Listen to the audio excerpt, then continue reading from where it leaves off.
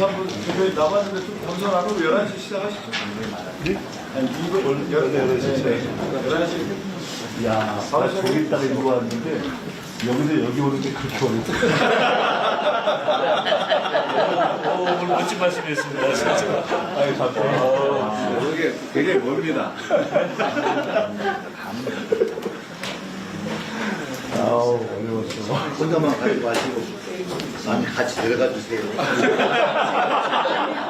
아무리 멀어도.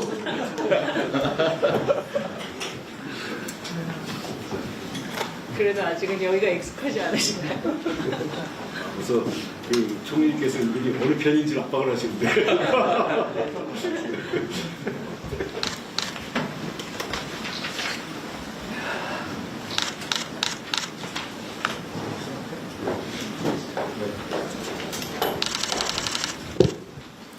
네, 안녕하십니까. 지금부터 제10차 고위 당정협의회를 진행하겠습니다. 오늘 사회를 맡은 더불어민주당 수석대변인 박성준입니다. 반갑습니다.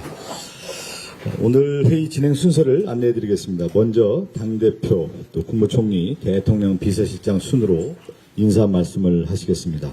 그 이후부터 회의를 비공개로 전환하고 안건 보고 및 논의를 시작하겠습니다. 회의 결과는 정리되는 대로 당에서 브리핑을 할 예정입니다. 먼저 김민석 당 대표님께서 인사 말씀을 하시겠습니다. 네, 반갑습니다. 더불어민주당 당대표 김민석입니다. 정부 측의 국무총리에서 당 측으로 자리를 옮겼습니다. 당정청 일체로 이재명 정부 성공이라는 방향은 갖되 군자는 표변이라는 옛말처럼 자리에 맞게 변화된 역할을 하겠습니다.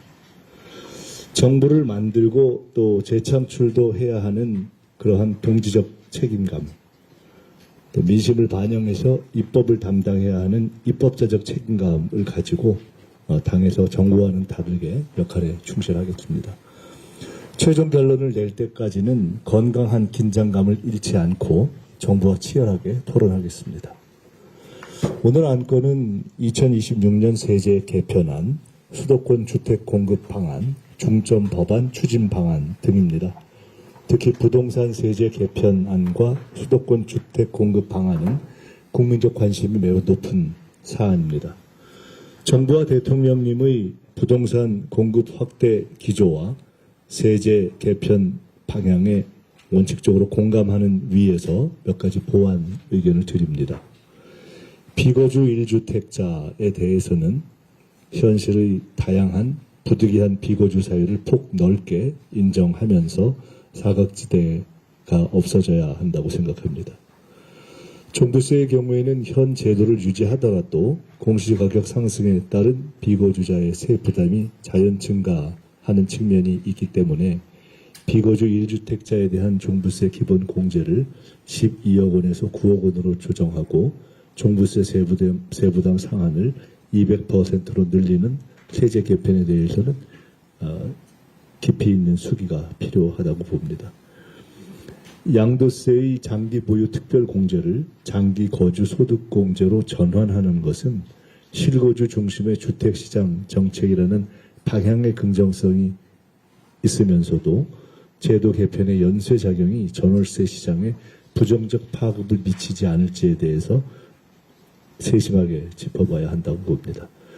주거 안정의 핵심은 무엇보다도 공급 확대입니다. 전방위적인 택지 마련과 부동산 공급 확대를 위해 강구할 수 있는 모든 수단과 방법을 전부 다 동원해야 합니다. 정부에서 최선을 다해서 애쓰고 계신 것을 잘 알고 있습니다. 당에서도 속도감 있는 부동산 공급 확대를 위해 인허가 절차 단축과 각종 규제 혁파 등 집권당으로서의 입법 책임을 다 하겠습니다. 당청 관계와 당정 관계는 더 긴밀해져야 합니다. 헌법, 정치사의 경험, 민주당의 당헌 당규에 따라서 당정청 관계를 더 심화, 강화하고 필요하다면 더 긴밀하게 제도 정비도 하겠습니다. 민주당이 다시 뜁니다. 당정청이 다시 손잡고 뜁니다. 감사합니다. 네, 다음으로 한성수 국무총리께서 인사 말씀을 하시겠습니다. 네, 어제까지 비가 많았는데 비도 거치고 또 날도 이렇게 개인 날 뵙게 돼서 너무나 반갑게 인사드립니다. 국민과 당원들의 선택으로 여당 대표로 선출되신 김민석 대표님께 정말 진심으로 축하드립니다. 이 자리가 더 익숙하신 것 같은데 지금 새로운 자리에 가셔서 또 새롭게 이렇게 뵙게 되니 더 반갑습니다. 함께 지도부를 이끌어가게 된 한병도 원내대표님과 한정혜 사무총장님 그리고 권칠승 정책위장님께도 축하의 말씀을 함께 드립니다. 무엇보다 김민석 대표께서는 얼마 전까지 국무총리로서 국정의 한 축을 이끌어 오셔서 또 정부가 가진 고민과 현장의 어려움을 누구보다 잘 알고 계시기 때문에 오늘의 당정청 협의는 더욱 각별하다고 생각됩니다. 민생과 개혁에 실질적인 성과를 내야 하는 책임이 막중한 만큼 의견을 교환하는 당정청에서 해결책을 만드는 당정청이 되도록 노력하겠습니다. 민생경제 회복과 함께 부동산 시장의 안정, 또 조세제도의 합리화 등 한시도 미룰 수 없는 과제들이 지금 우리 앞에 놓여 있습니다.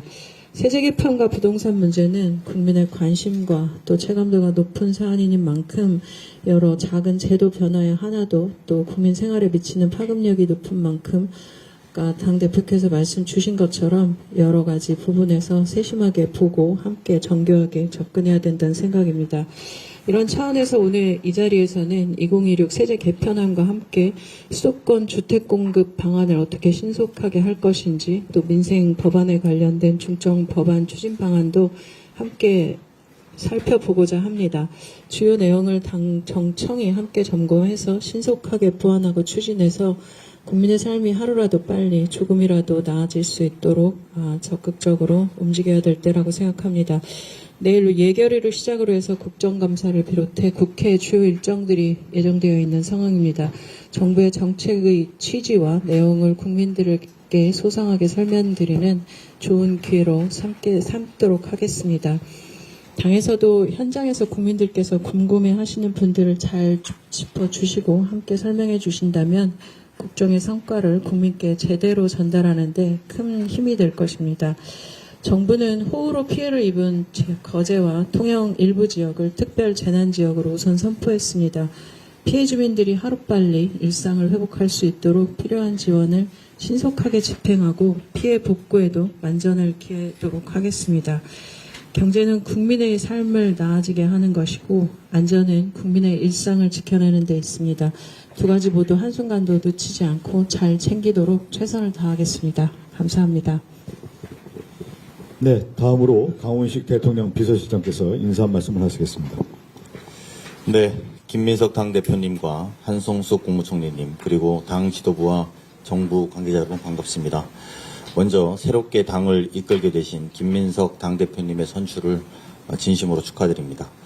저는 김민석 대표님과 신임 지도부가 유능하고 책임감 있는 국정 동반자로서 국민의 기대에 부응해 주실 것이라고 확신하고 있습니다. 앞으로 당정청이 굳건한 원팀이 되어 긴밀하게 소통하고 국민께서 체감할 수 있는 성과로 답해 나가기를 기대합니다. 오늘 논의할 안건들 하나같이 우리 경제와 민생 그리고 국민의 미래와 직결된 중요한 과제들입니다. 먼저 26년 세제 개편안을 논의합니다.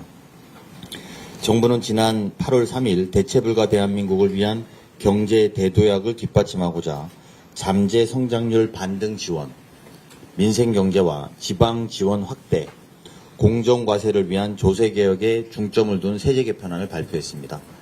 이재명 대통령이 지난 11일 국무회의에서 말씀한 바와 같이 세제 개편안은 결정된 정책을 일방적으로 발표한 것이 아니라 국민의 의견을 듣기 위한 출발점인 안을 발표한 것입니다.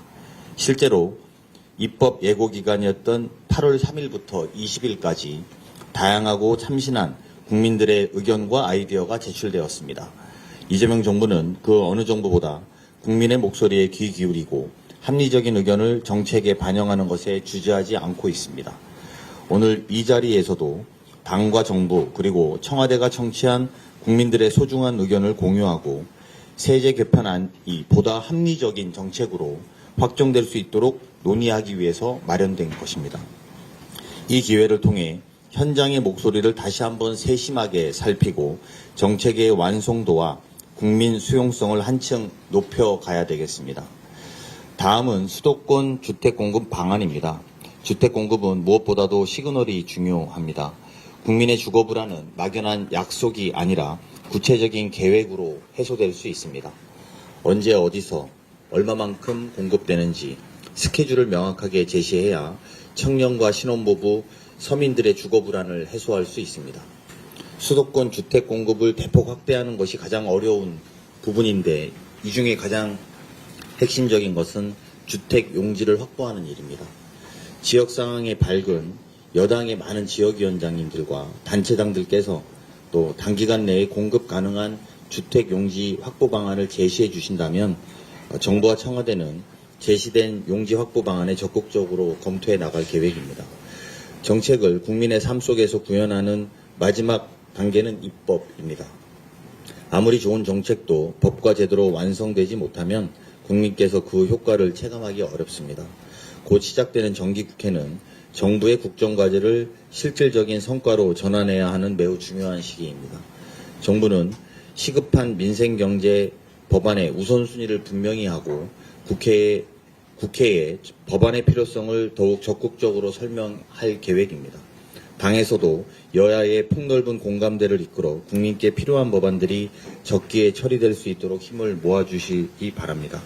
새로운 당대표님 선출을 기점으로 당정청이 함께 국민께 드린 약속을 하나하나 성과와 결과로 만들어내서 대체불가 대한민국으로 힘차게 나아갈 것이라고 확신합니다. 감사합니다. 네, 지금부터 회의는 비공개로 진행됩니다. 참석자를 제외한 언론 관계자께서는 퇴장해 주시기 바랍니다.